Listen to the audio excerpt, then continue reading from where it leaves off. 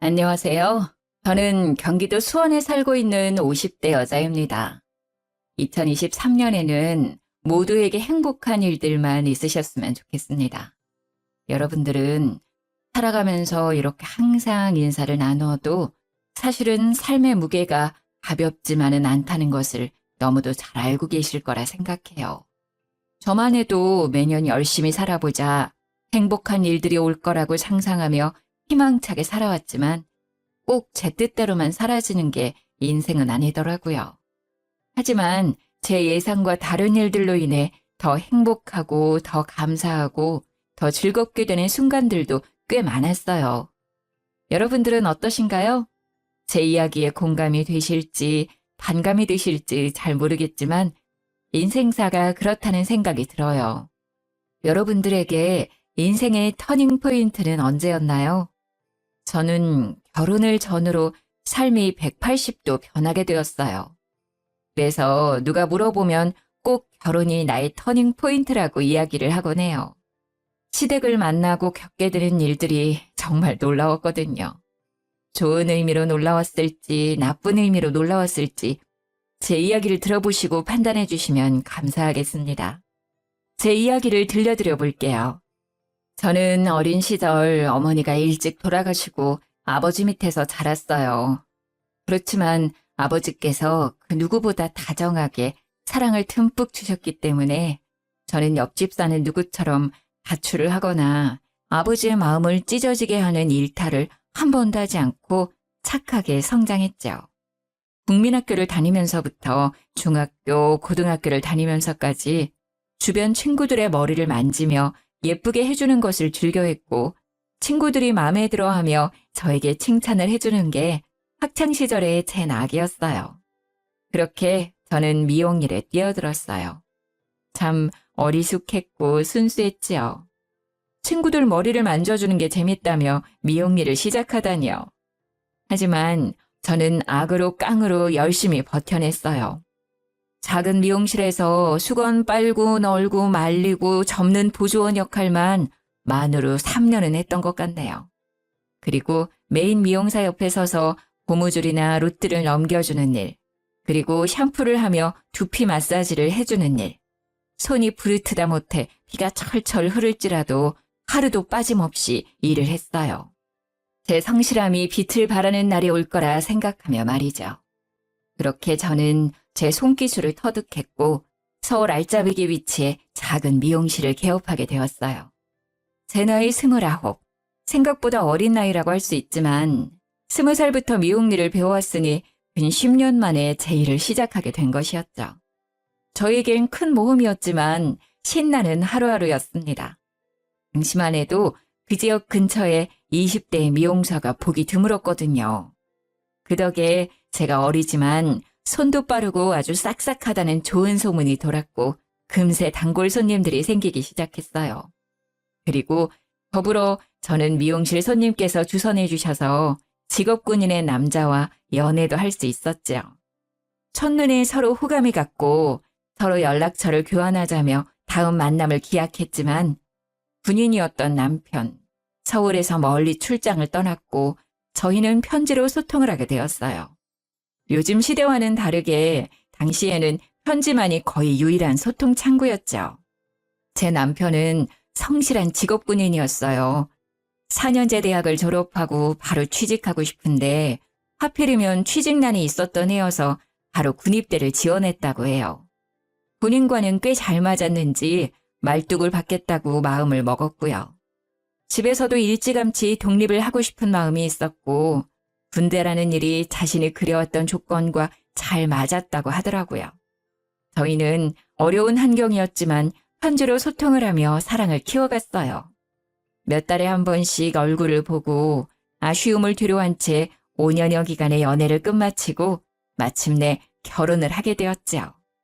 하지만 제가 편부 가정에서 자라왔다는 사실이 제 발목을 잡았어요.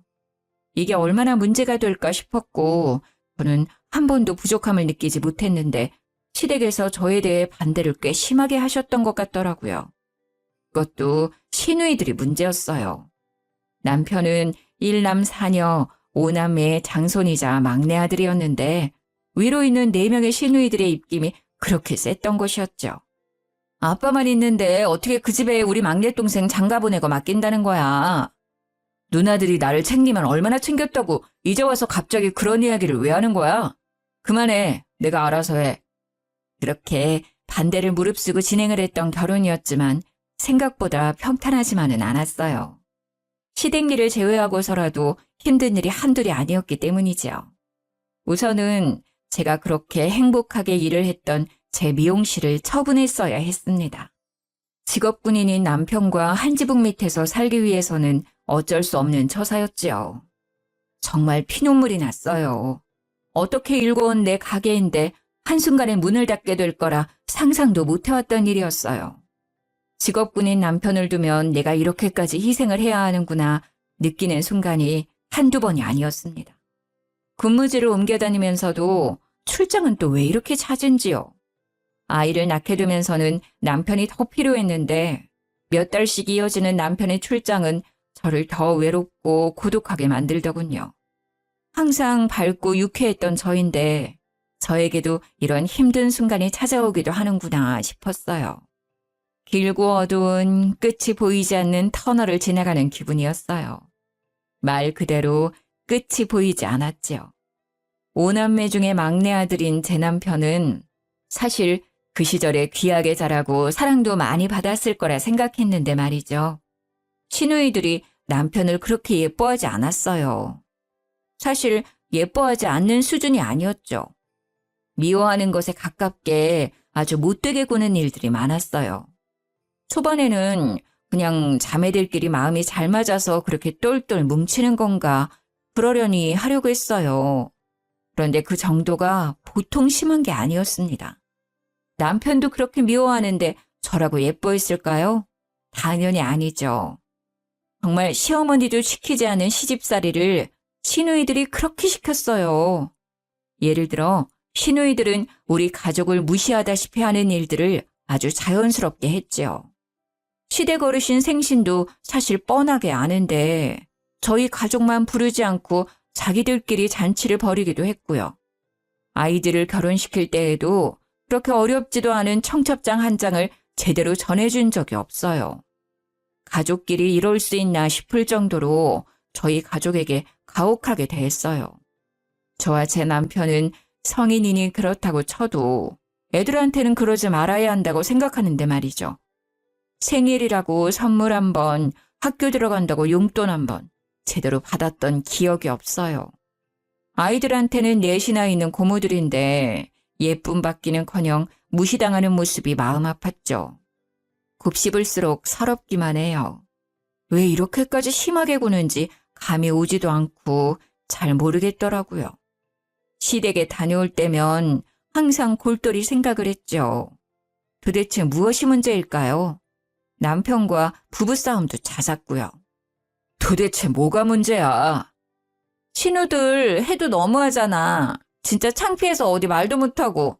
당신한테 말하는데 그게 뭐 잘못이야? 어쨌든 내 누이들인데 그렇게 말 함부로 하면 내가 뭐가 되겠어? 내 체면은 생각 안 해? 아니, 체면이 밥 먹여 살려줘? 우리 가족 무시당한 건 당신 체면 아니야? 이미 체면은 다 날아간 지 오래구만. 왜 이제 와서 그런 이야기를 하냐고. 내 편 좀 들어주면 어디가 덧나? 당신 기분 나쁠 만한 상황이고 우리 무시당하고 살아온 게 한두 번이야?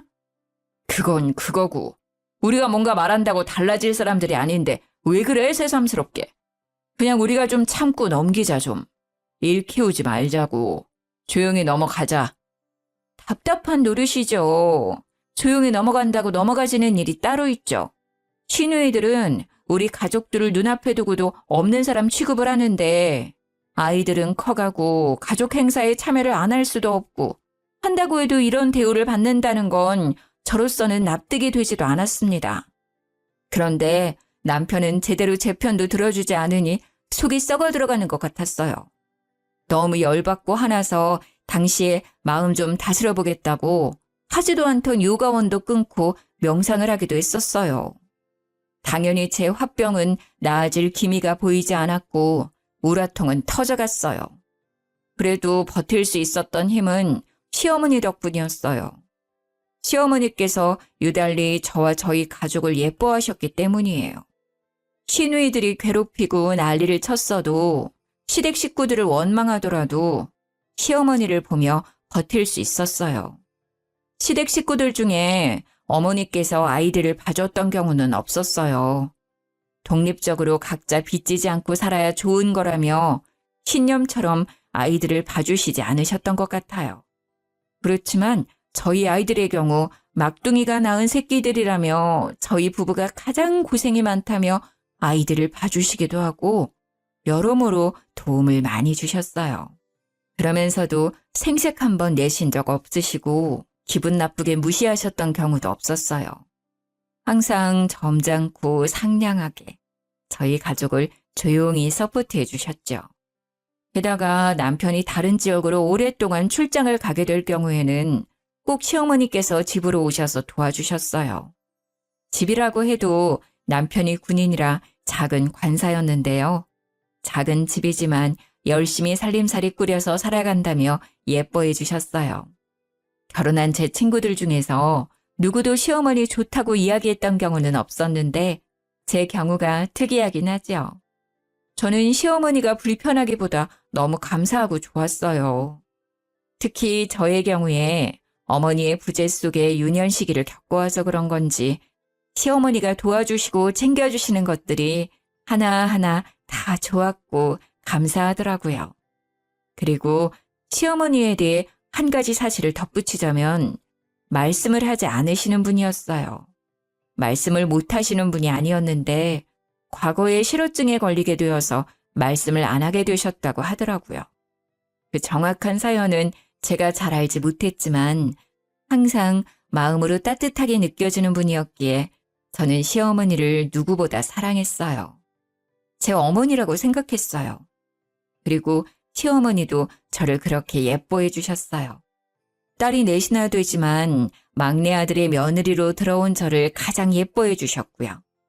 별건 아닐 수 있지만 집안일로 시부모님을 뵙게 되면 꼭 저희 아이들 용돈은 빼놓지 않고 챙겨주셨고 가족들은 별로 안 좋아하지만 제가 시어머니 표 만두를 참 좋아했는데 시어머니가 꼭 두세 달에 한 번씩 손만두를 빚어서 저희 집으로만 붙여주셨어요. 식당에 가게 되어도 꼭 저를 옆에 두시고 식사를 하셨는데 시누이들 눈에는 이런 모습들이 괜히 더 눈꼴 시리게 느껴졌던 것 같기도 해요. 그리고 시댁의 형편은 꽤 괜찮아서 금전적으로 부족하거나 쪼들리고 힘든 경우는 거의 없었는데요. 공무원 박봉이라며 저희 남편 군인 봉급 짜다고 꼭 생활비로 보태라고 시어머니께서 남편 몰래 용돈을 쥐어주시기도 하는 경우도 많았어요.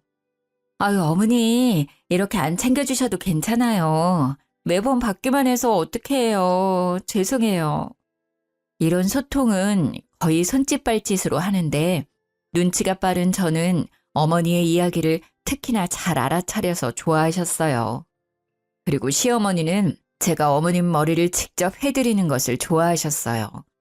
염색을 하지 않으신 건강한 백발의 머리였는데 염색은 원치 않으셔서 주로 파마를 해드렸는데요. 꼬불꼬불하게 파마를 해드리는 것이 저의 역할이었어요.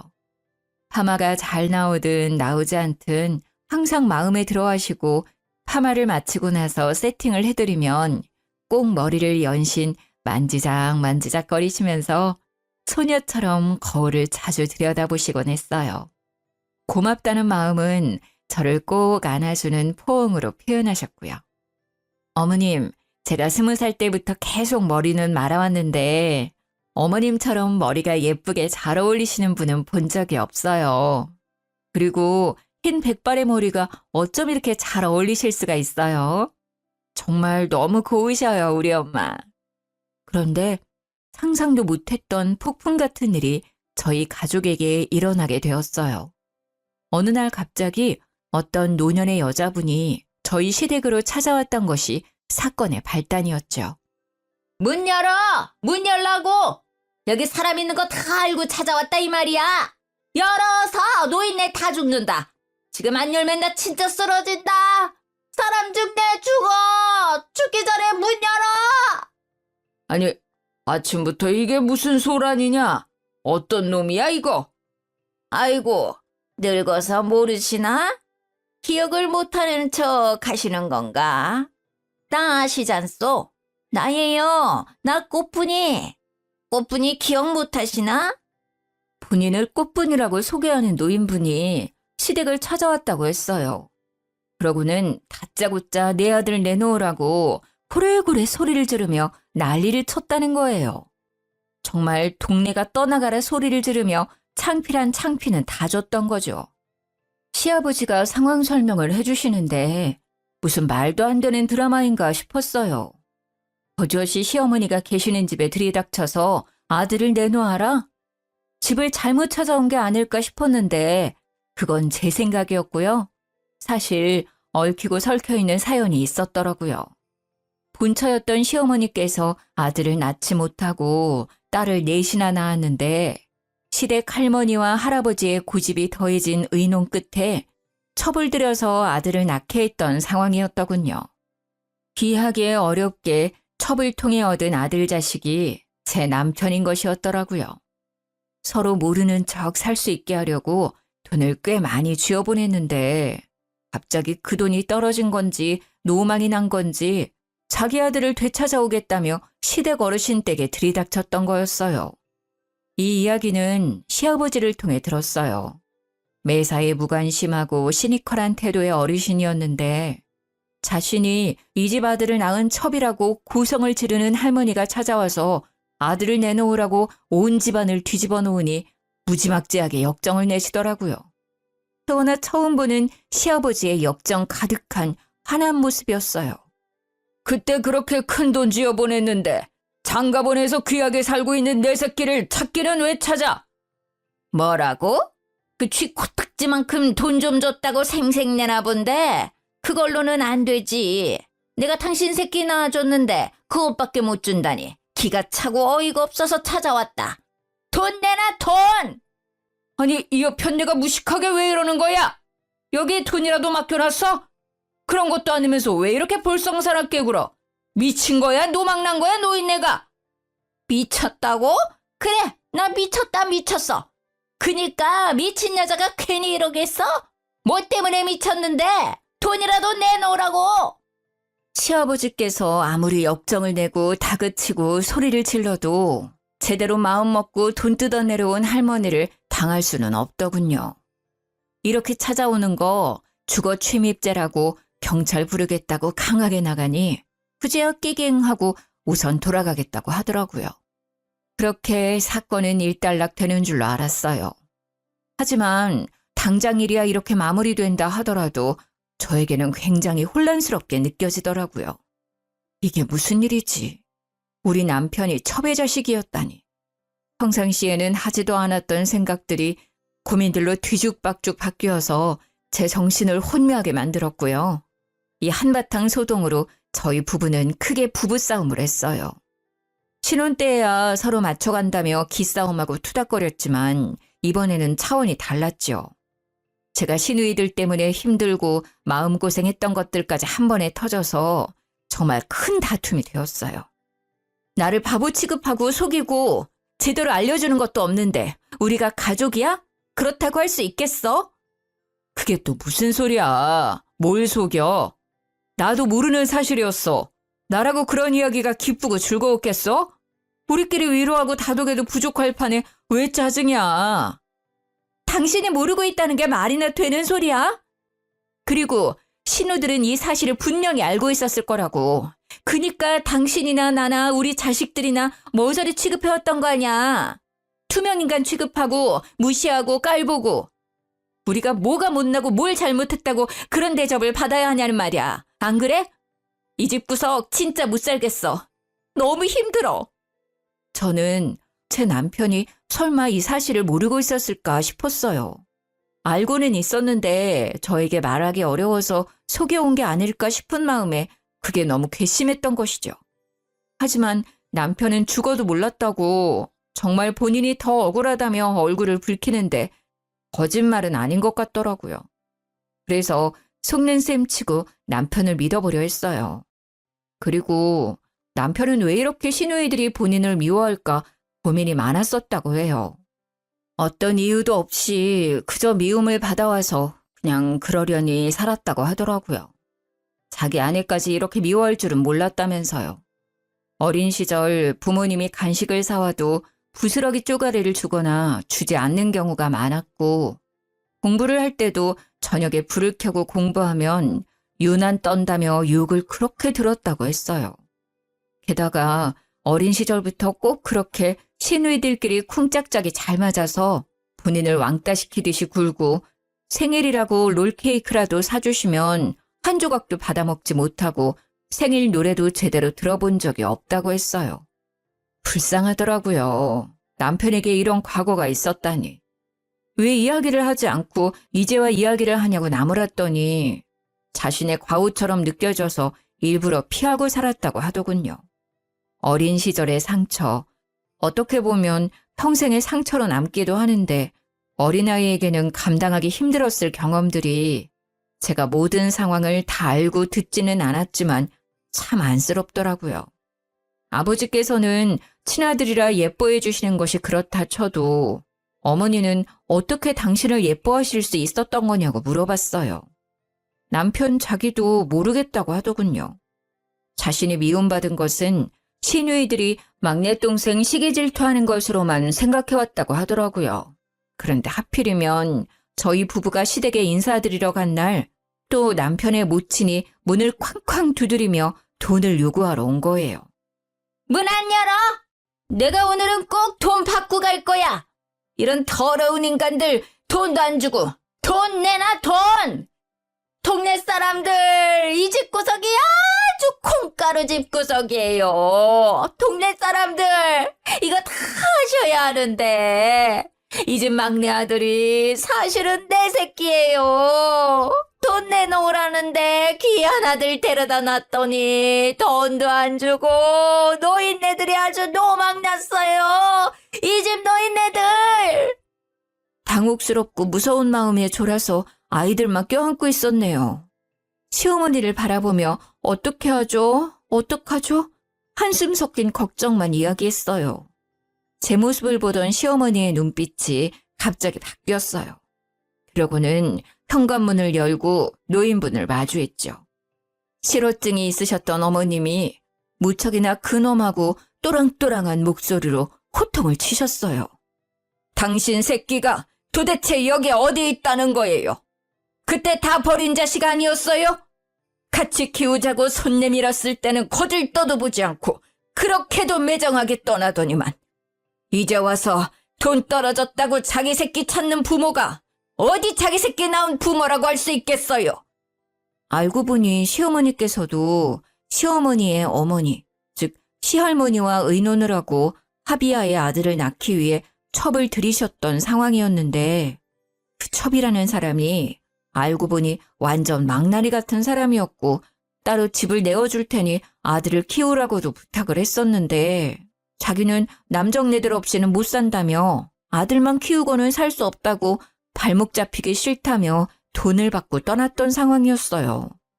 저희 시어머니라고 아주 신나고 달갑게만 이 상황을 받아들이신 건 아니었죠. 아들이 없어서 받게 되는 끝이 나지 않는 구박과 시댁살이에 지쳐서 첩을 들이자는 것에 찬성을 했던 것이었죠. 그런 시어머니가 참 가엾게 느껴졌어요. 첩이라는 노년의 여자분과 실랑이를 했어요. 어떻게 말씀을 하셨어요? 어머니, 정말 너무 대단하세요. 전 무서워서 벌벌 떨기만 했잖아요. 너희들, 혹시 어떻게라도 될까 해서 그랬던 거지. 얘야, 나는 아직도 말을 하는 것이 서툴고 어렵구나. 어머니는 지금도 말이 잘 안 나오고 얼어붙고 설명하고 말을 하는 게 머리가 쭈뼛 서는 일이라고 하셨어요. 하지만 그 노인이 자식들을 해코지라도 할 수 있겠다는 생각에 강하게 말씀하셨다고 하더라고요. 사실 시어머니도 정말 무섭고 떨리는 상황이었을 텐데 실어증을 기적적으로 극복하시면서까지 저희를 보호해 주셨다는 게 정말 감동이었어요.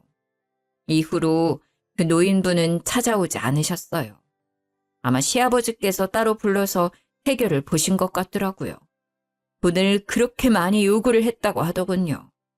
예전에는 조용히 뒤에서 돈을 받아갔던 상황이었는데 해도 너무하다 싶어서 아버님께서 그만하라고 말씀을 드렸다가 이 사달이 난 거였고요.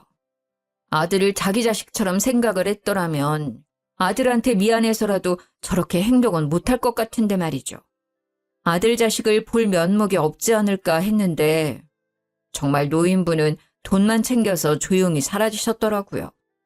경제적인 어려움을 겪고 있는데 빠르게 나아질 것 같지 않은 모습에 조금 정말 불우이웃을 돕는다는 마음으로 도와드렸다고 전해 들었네요. 참, 저희 시부모님도 천사죠. 저라면 소송이라도 걸고 크게 혼내줄 것 같은데. 어쩌면 내 아들의 친모라는 타이틀이 마음에 걸려서 그렇게 모질게 굴지도 못했던 것 같아요. 하지만 중요한 건 제 남편 마음이 말이 아니었다는 점이었죠. 자신이 알고 보니 어머니의 아들이 아니라는 사실에 충격을 먹었어요. 그렇지만 남편을 위로해 준 사람은 다름 아닌 시모였어요. 실어증이 있으신 지 오래였지만 아들 내외를 위해 용기를 내어 말씀을 하셨고 그 이후로 꾸준한 연습 끝에 짧게 말씀이 가능해지셨어요. 그러고는 저희 아들 내외를 이전보다 더 챙겨주셨어요. 제 남편이 안쓰럽게 느껴졌던 것이겠죠. 내 아들이다.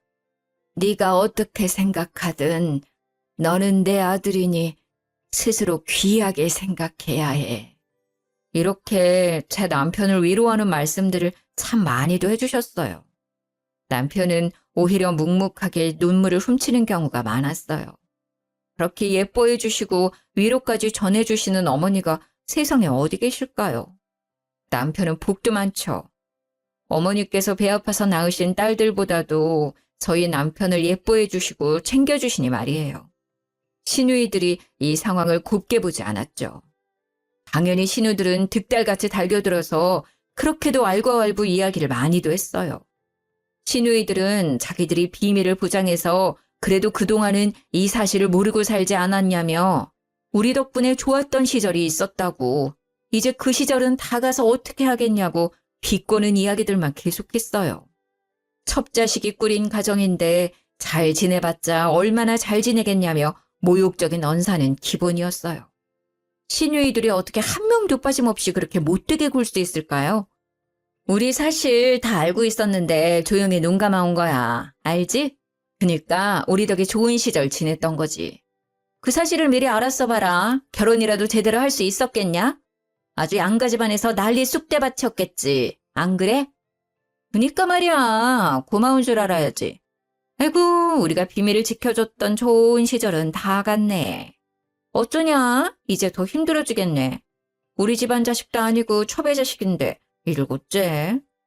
그러고는 어머니 아버지께 해야 하는 도리도 제대로 하지 않고는 저희 가족에게만 몰아붙이듯이 굴었어요. 엄마네 집 가봤어? 세탁기 하나 새로 해드려야 하지 않겠어?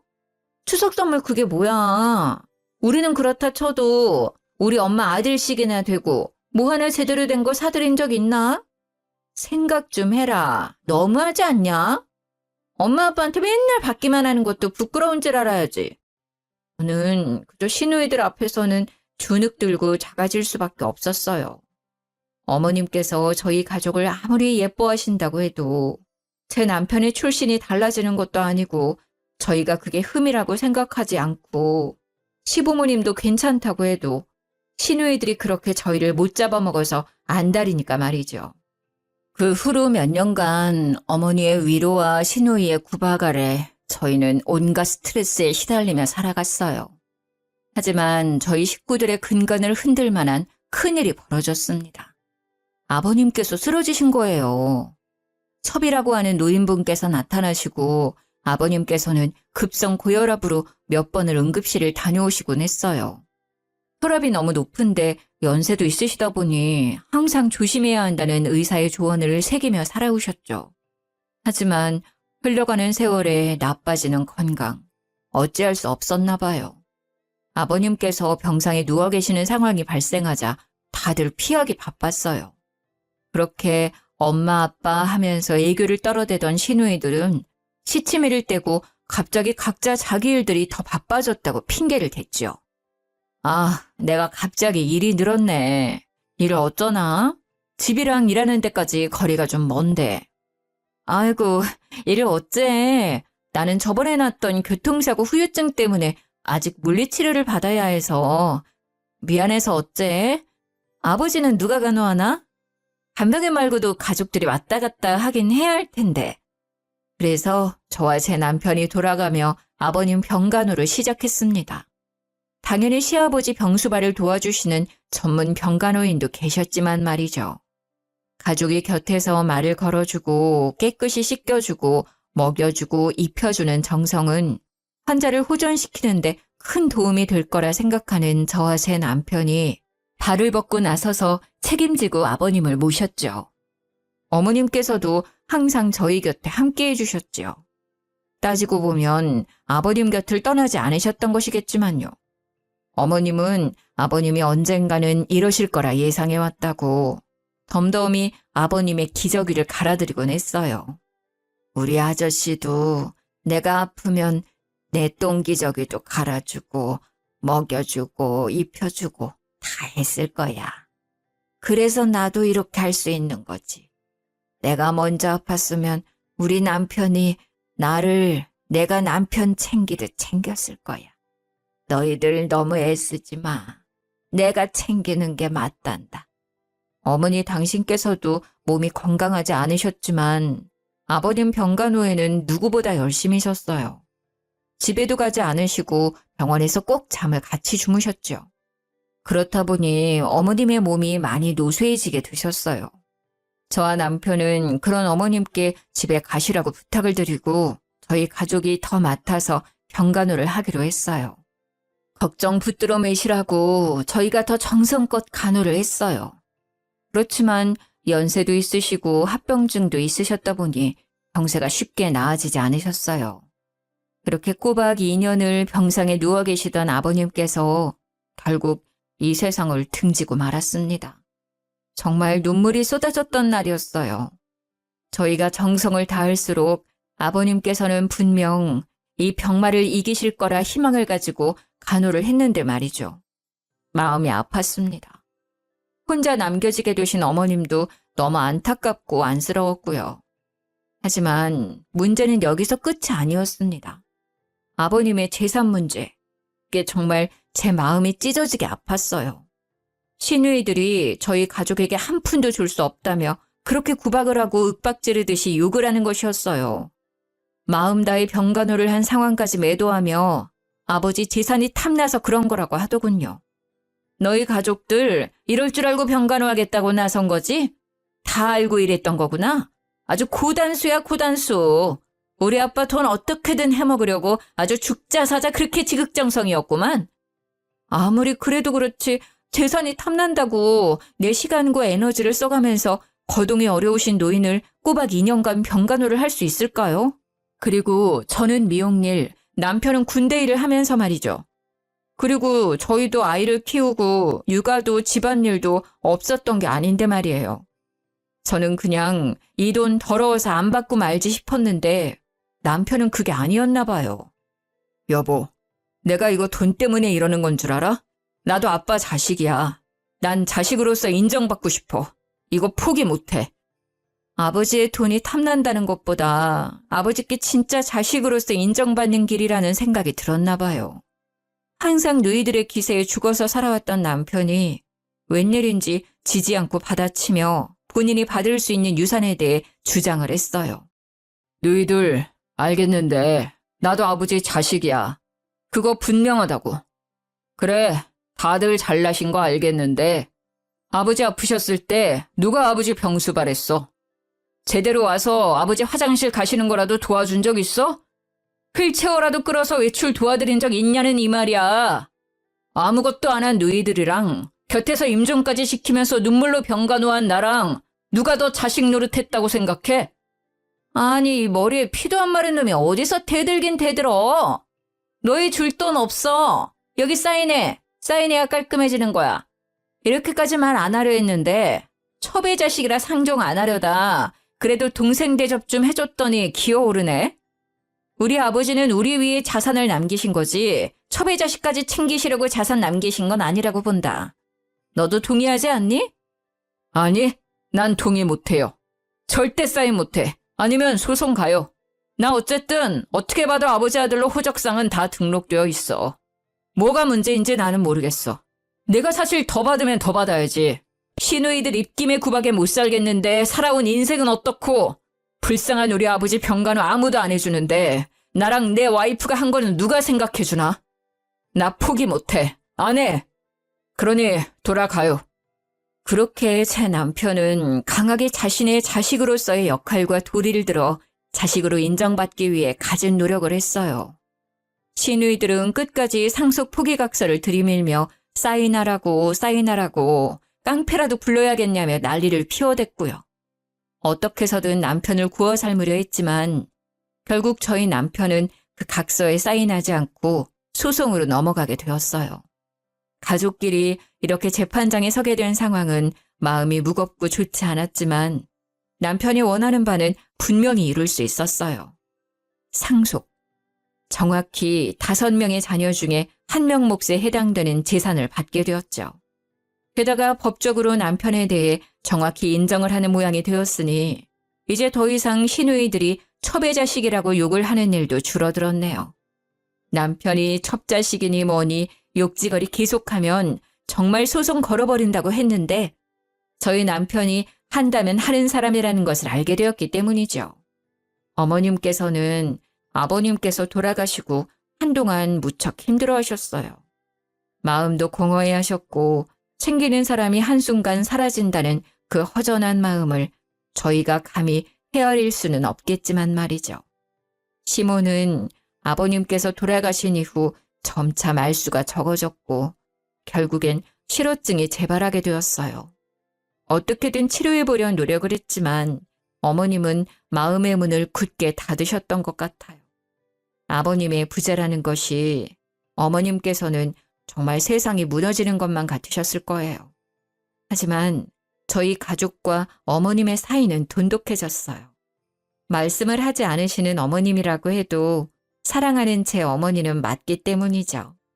항상 어머니같이 살갑게 안아주시고 반겨주시고 저희 애들도 아껴주시는 유일한 혈육, 어머님이시니까요. 제가 뒤돌아서 생각해봐도 어머니 마음이 참 이해가 되더라고요. 지금 내가 의지하고 살아가는 남편이 아프고 시름시름 앓고 약해지다가 죽게 된다는 상황을 상상만 해도 눈물이 나는데 직접 이를 겪으신 어머님께서는 오죽하시겠어요? 많은 고생을 하셨던 우리 어머니. 그렇게 아버님이 돌아가신 지 1년도 되지 않아 어머님께서도 유명을 달리하시게 되었어요. 제 삶에서 가장 많이 울었던 날이었죠. 어머님께서 이 세상을 떠난 날, 저는 어머니의 얇은 손목을 붙잡고 그렇게 아이처럼 엉엉 울었습니다. 어머니, 제발 가지 마세요. 이제 더 행복하게 살아야 하지 않겠어요? 그렇게 흐느끼며 어머님을 끝까지 놓을 수가 없었네요. 신우들도 어머님, 아버님 두 분이 이렇게 허망하게 돌아가시니 머리를 어디 한 대 맞은 것처럼 조금은 달라지긴 하더라고요. 저희 가족이 얼마나 애쓰면서 두 분께 잘했는지, 그 두 분도 저희를 얼마나 아껴주셨는지를 알았으니 말이죠. 어머님께서는 특히나 저희 애들을 예뻐하셨죠. 그래서 항상 감사한 마음이었고요. 어머님께서 돌아가시고 유품을 정리하고 어머님 재산도 정리를 하게 되었는데 어머님께서 저희 애들 이름으로 들어두신 꽤 많은 주식이 있었다는 것을 알게 되었어요. 그래서 감사하게도 그 주식이 아이들 밑으로 들어가게 되었고 저희는 아이들 대학 학비 걱정은 덜어낼 수 있었어요. 참, 돌아가시면서까지 저희 가족을 마음속에 품고 사랑해 주시는 어머님의 마음. 정말 눈물이 앞을 가리더라고요. 제가 이런 사랑을 여태 받아본 적이 없어서 그런지 어머님이 더 그립고 애틋했어요.